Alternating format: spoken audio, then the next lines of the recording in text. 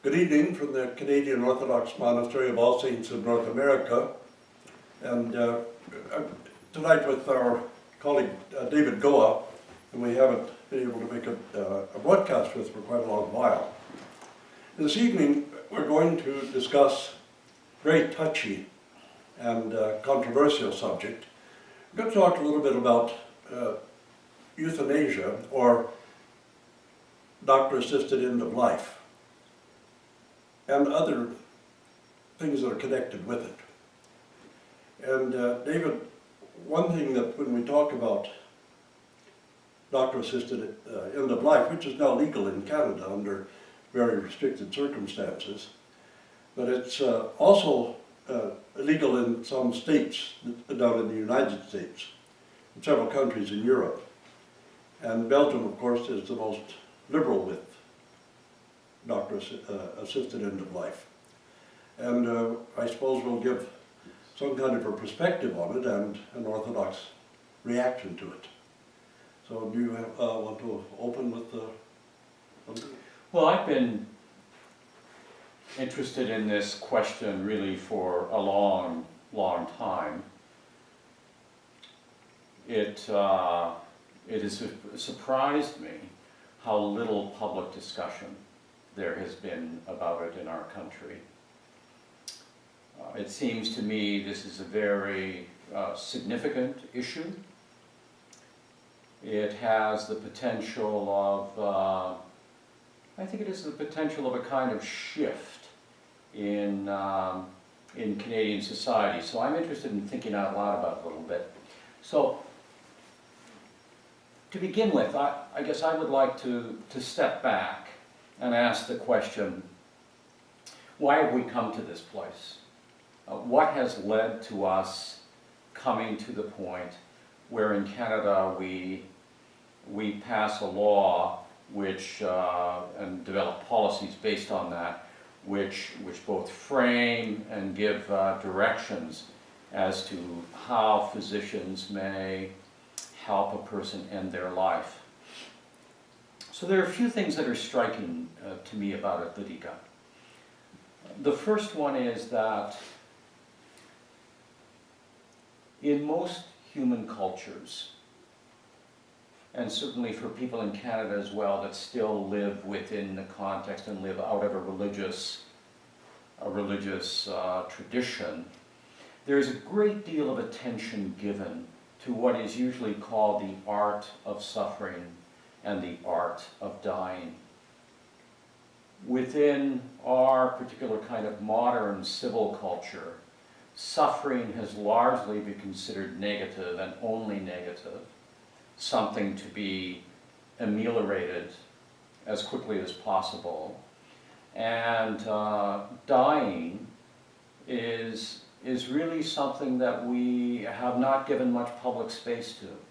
You know, I remember my old teacher, the great historian of the history of religions, Mircea Eliade, who said towards the end of his life, when he was asked a question about how do we initiate the young in our world, he talked about how in most human cultures a great deal of attention was given to how you initiate the young both to the sexual life and to death, and to the meaning of the end of life.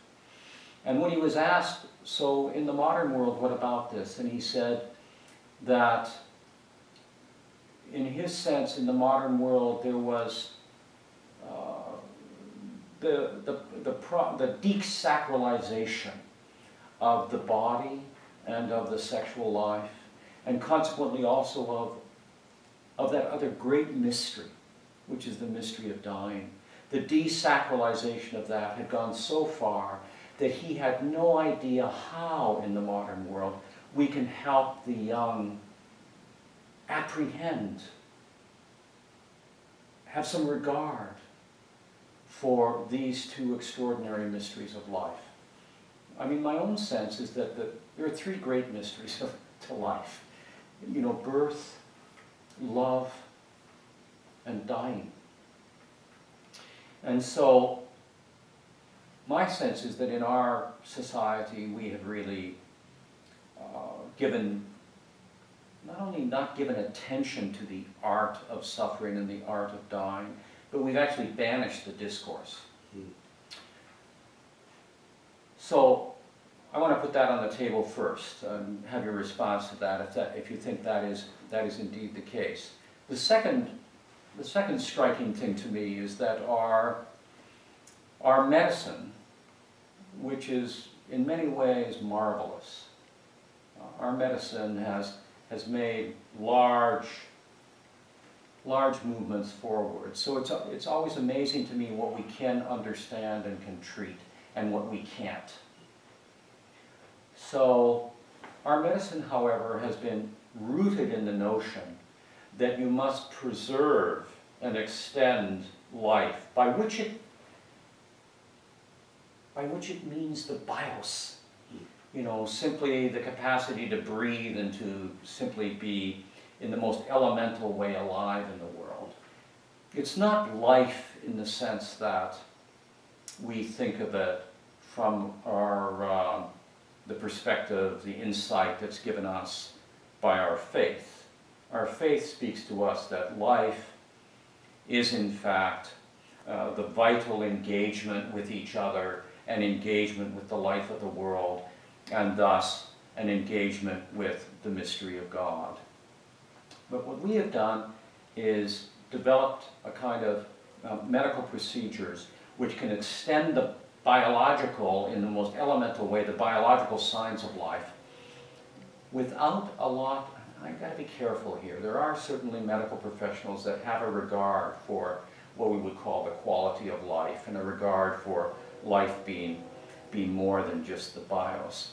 So, but I think in general, our public notions around this issue particularly, and the people that I've talked with about it, and kind of lectures I've given on it, and workshops on it, I've been astonished at how many people really see life as solely the biological part of it, and they think of it also as an individual decision. And that's the third thing I'd like to lay on the table to begin with. In talking with, and thinking about first the Supreme Court judgment on this, and now the current law that we have, and the sort of policies that will flow from that, and then the way that law will be challenged and extended in a variety of ways. I have been very struck by how so many people think that death is an individual decision. And I had never really thought of it this way before, but in light of those conversations, it became vivid to me that perhaps the least individual decisions we have in life are the decisions around birth and death. Both birth and death dramatically change the world for everyone that you are connected to, whether it be your friend, your loved ones, or your enemies. It changes the world. It changes the world when you die, or it changes the world when somebody is born into your life. So my sense is that thinking about this matter solely in terms of the individual will is a kind of inadequate way to contemplate the extraordinary moment that we're talking about when somebody is wandering up to the river Styx and is about to leave this life. So those three things are striking to me as sort of foundational issues. We have to look from a religious point of view and realize that the sizable portion of our society that don't have a religious view, and they will see it as an individual decision, of course. But the other thing that strikes me when we talk about the change in regard for life is that, first of all, we talk about people, well, you shouldn't have doctor-assisted suicide, you should die naturally. Unfortunately, we haven't allowed people to die naturally for quite a long while. And that's one of the things I believe that changed the perspective on it. I remember talking to a medical doctor once who lamented to me that part of my job is to keep you suffering for as long as possible. In other words, we artificially extend life in ways that are not natural. And we don't have very many people refusing that kind of artificial extension of life. And sometimes when a person is comatose and cannot make their own decision, and yet they're definitely terminal, we still extend their life. Sometimes just pumping their lungs, pumping air into them artificially. And but doctors are afraid not to do it because they might be sued if they don't. Right. Yeah. Consequently, we've created a situation where it's difficult for a person to die naturally anymore. Well, I recall watching when Terry Schiavo, who was diagnosed as being in a permanent vegetative state here a number of years ago, when there was the big debate in the United States, and she was they were going to take her off of liquids. And it was a huge debate in the United States, went all the way to the American Congress, as those things sometimes do. And I recall the split screen on the television where you saw the people outside her residence where she was being cared for. And there was a Franciscan monk who was very exercised, arguing the position of her parents that this was to kill her. And then on the other side of the screen, the camera was pointed to the bedroom, the papal bedroom in the Vatican, where John Paul II was, according to the report, at the very end of his life. Now, we'd all seen him some days before. Very difficult for him to move. He even was drooling a little bit, but he was presiding nevertheless. I mean, it was an image of certainly of considerable suffering and deterioration. But I recall thinking that because of the Roman Catholic Church's very careful way of going about and defining, based on its kind of religious principles, what is appropriate as intervention and what isn't appropriate as intervention. I recall thinking, you know, the Pope will never be in a permanent vegetative state. And that is because the Catholic Church, who's thought about this issue for quite some time, they have a notion of what constitutes the dignity of life and how to prolong a person's suffering, to prolong a person's life by what you call artificial means. That's perhaps a delicate word, but I know what you mean. To do that is actually to sin against the dignity of a person. Yeah. Well, so this is all about, what do we think life is? But you know, unfortunately, Catholics in a country where the doctor can be sued if he doesn't keep them alive artificially, don't have the choice either. But you don't have a choice about being kept alive artificially. Yeah. You don't. And the other thing that kind of changes the picture in a way is that we, for so long, have tried to cloak death at least in our society, in North America. I'm shocked how many times somebody doesn't want to bring a child to a funeral because, oh, it'll traumatize them. And that, of course, that isn't true. But we had a funeral here for an elderly Romanian man. And one of the sweetest moments during the funeral was when the two little boys, one this high and one this high, came up to the coffin, and the taller one, the eldest one, picked up the icon from his grandfather's chest and held it down for the younger one to kiss.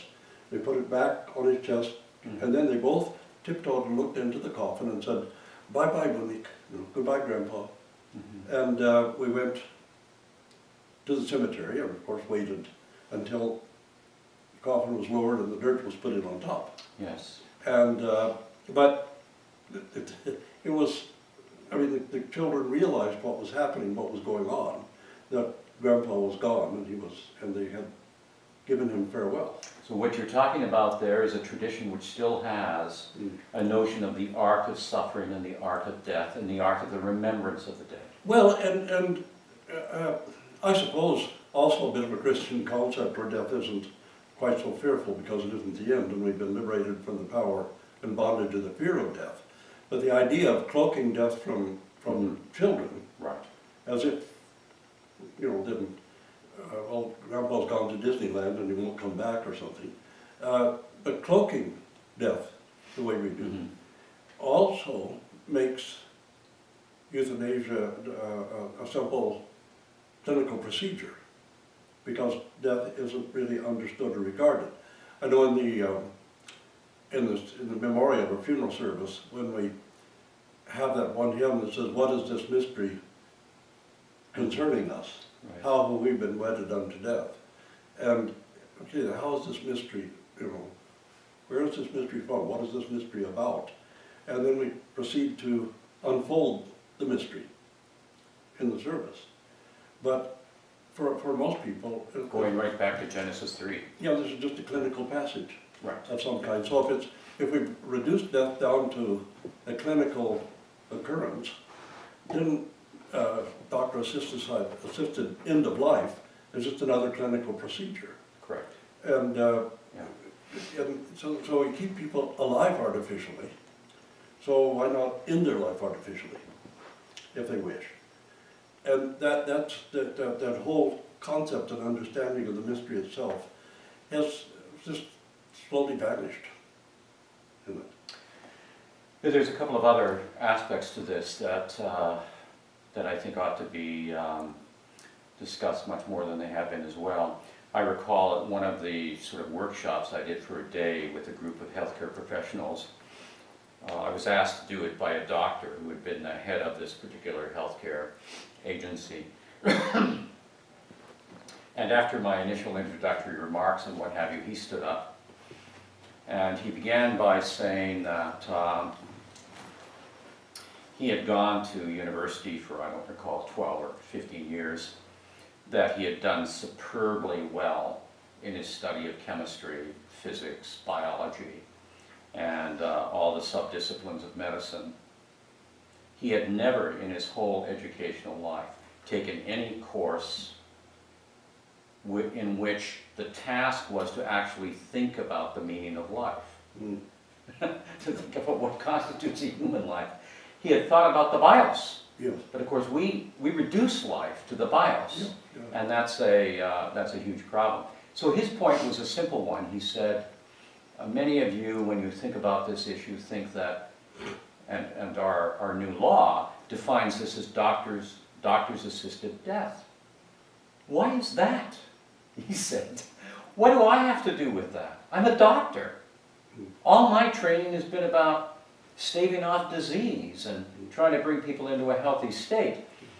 It seems to me if somebody has come to the end of their life and has suffered enough and wants to come to some kind of closure, they need to have conversations with people who think about the meaning of life and who think about the meaning of dying. They don't need to talk to me as a physician. So as I listened to him, I thought to myself, well, we maybe need a new group of, a new profession, somewhat like they have in some countries in Asia, where you have special priesthood associated with death and dying. And those people who would be able to sit with and think through and listen with care and come alongside those who, for whatever reasons, have come to the place where they at least think they want to bring an end to their life. But somebody who can carefully be with them in that Gethsemane moment and give them a chance to talk through this, to think through it, to feel their way through it, and see if in fact that is really what is at the center of their desire. Yeah, because I noticed that in Belgium, you don't have to be terminally ill. Right, yes. And that's, of course, the business of the Belgians, not ours, but for strong psychological distress, not just psychiatric issue, but a strong, powerful psychological distress, or sort of long-term depression, one can be willing to or ready to terminate one's life. And this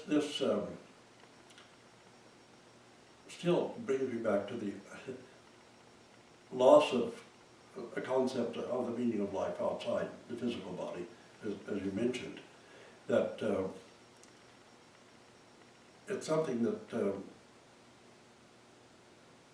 try to escape from facing life, we could bring it into our life. To try to escape from dealing with life itself, we could bring it into life. And there's no counseling or anything else sponsored through any healthcare system that I know that tries to convince people that carrying on with life is worthwhile. I think this is a huge issue. You and I have both spent lots of time with people who've come to the place of despair, the place where they want to end their life and their suffering. And of course the law isn't about pain, it's about suffering. And they're not the same thing by any means. So this is an enormous matter, and my own sense is that it's a great tragedy. Someone in my own circle recently took their life, and you know, it's an enormous tragedy so often when that occurs, and the reverberations are extraordinary. And one can only hope that that we would find ways to come alongside of those people who are suffering deeply, who are despairing of life, who wish to end this life. Come alongside them with as deep a compassion as we are capable, and to do everything we can do to help them come to see that whatever their suffering is, we need them in the world, and that they are meant for life and not for death. And I'm not saying by that we need to do heroic things in the end. We don't need to do heroic things in the end. But up to that point, we need to do the deepest human things. Yeah. And the deepest human things are to be with people, in solidarity, in compassion, in their valleys of despair. I remember one incident where you and I had a mutual friend who was dying from cancer, and he had a heart attack. And you were present, and you pushed the button to call somebody, and they resuscitated him instead of allowing him to go and die from the heart attack. And what's interesting about that case is that he had just received the diagnosis that the cancer was throughout his skeletal system. Yeah. And then at first he was angry because you had him resuscitated. But afterwards, he said that that period of time between when he was resuscitated and the very end was one of the best times of his life. Yeah, this is my old friend and your friend, and he had struggled a lot with depression himself, and he had a very large struggle around being able to accept the fact that there were people who loved him in the world. And from that period, for the 3 months that he had in the world after that, he said to me, you know, 24 hours before he left this life, he said to me that he was so grateful because he had come to the place where he was able to open and accept the fact that he was loved by his family. He was loved by his friends, something he had never been able to accept before. And so there are those periods of grace that can flood into people's lives, But of course, we can't build policy on a particular example, but it does speak to us about the fact that even when one is in the darkest places, at least from the perspective of our Christian faith, the darkest places are not places which God has abandoned. The darkest places are also those places where there may be an opening to grace and to come into a different place and a different stance in life. Yeah, reconciling oneself to the reality of the end of life instead of trying to escape from the reality by dying early. That's part of it as well. You know, that you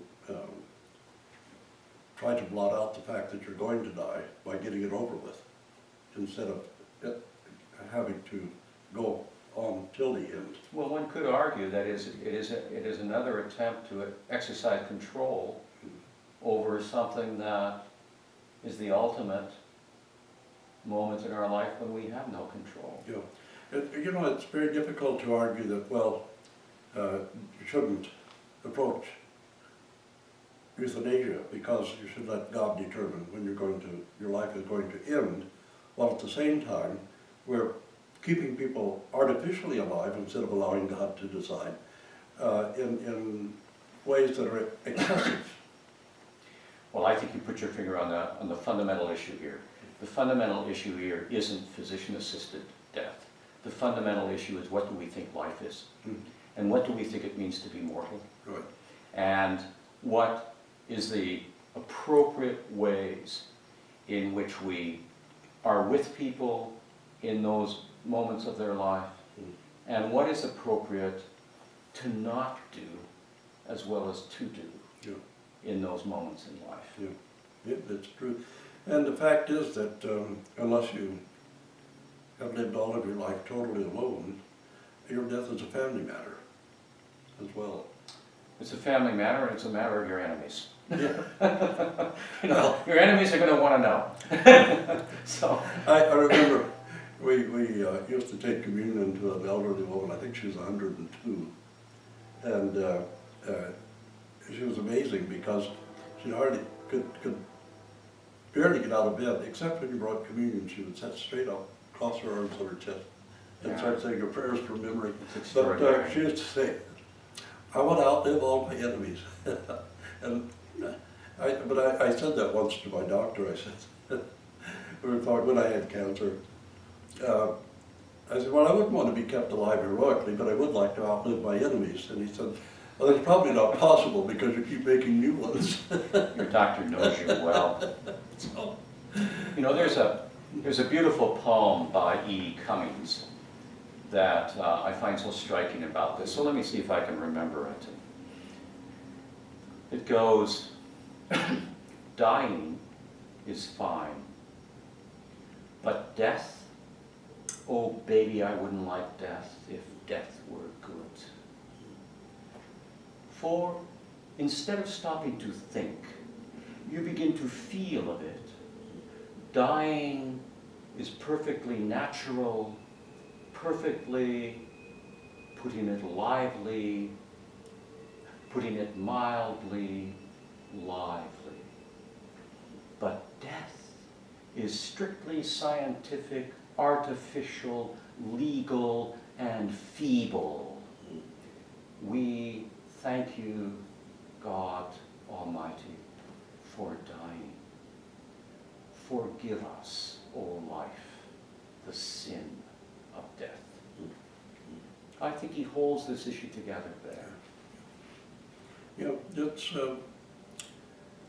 still comes that man, through fear of death, was all his lifetime held in bondage by him who had the power of death, namely Satan. And I don't know why people can't understand that that's precisely what we were ransomed from, instead of being ransomed from God as something. But the fear of death. Ransomed from the fear of death. We're ransomed from the fear of death, and we are romanced to our mortality. Mm-hmm. We are free to be mortal. Yeah, yeah. You know, I remember though, of course I spent a fair amount of time in palliative care places, and sometimes in hospice, which is the last perhaps 10 days or so. And some of the hospice nurses had said how the organization itself participated in a project for some researcher where they're asking people in the latter stages of hospice what their biggest regret was now that they were at the end of life. And by far the most common answer was not having had the courage to be myself. But it did make me think of the way we forbid people to be themselves, even when it's not there's nothing harmful about it. But we sometimes try to corral the human nature in ways that are also not natural and normal, and try to forbid people to actually be themselves and who they are. I mean, there's some societies where they look down on artists, for example, or where artists are considered to be some kind of riffraff. And there are just certain cultures and societies and certain ideologies that we have where we're intent on forbidding people from being themselves, even when there's nothing criminal or harmful about it. But we still do that. Mm-hmm. And that also, though, shows a kind of disregard for life itself, as if just walking around and breathing and conforming to rules and regulations was the essence of life. Of course. And that lowers the regard for life also, because we do that. So we need to think about a much bigger picture than doctor-assisted end of life. We have to think about life itself and what life is before we can deal with the question of doctor-assisted end of life or artificially extended life. Or as I like to say, the great Christian question is there life before death?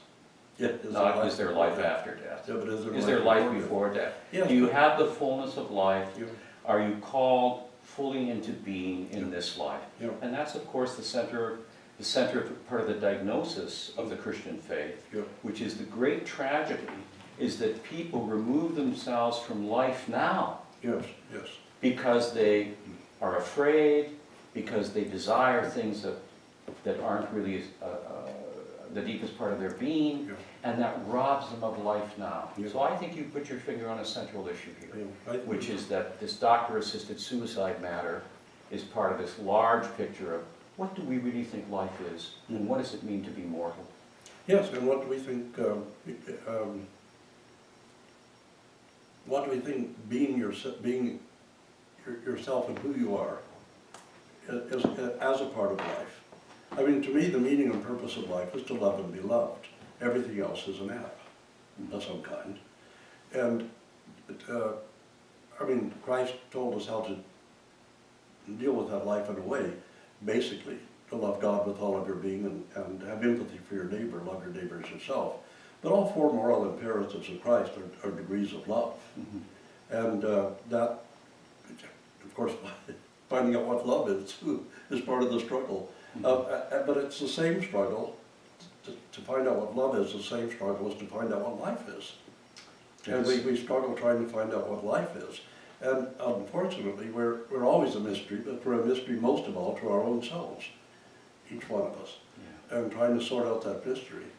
But everything we do that inhibits life itself, including setting totally arbitrary rules and regulations on people about how they can live and how they can't live, and how they can manifest who they are, that is a disregard for life. Mm-hmm. And it inhibits the concept and understanding of life, just as much as thinking about doctor-assisted end of life. So why we would want to end people's lives while they're still alive, or why we would want to end our own life while we're still alive, and I mean have a life that's not really a life. So I mean to discuss this whole issue, and it also involves, of course, the question of abortion. It's all a part of the same question, the same picture. What is life, and what is love? Because without love, what is life? And you know, at the highest level, the love between God and man, love that Christ has showed us also. But at every level, what is love? And what is life? And what on earth does love have to do with life, or life have to do with love? That's, those are questions that we would all have to take into this whole picture. And I think we're at the end of our broadcast time at the moment, but perhaps to continue this when it's possible and discuss in greater detail all of these aspects. What is life has to do with our attitude toward abortion, as well as our attitude toward doctor-assisted end of life and artificially prolonging life, and what do we really mean by quality of life in it? It's a huge question. These are. Anyway, thank you so much for joining us, and I thank my colleague David Goa for being here with us, and to discuss this really important issue, and God willing, we'll take up the issue again in another broadcast. Thank you all, and God bless you.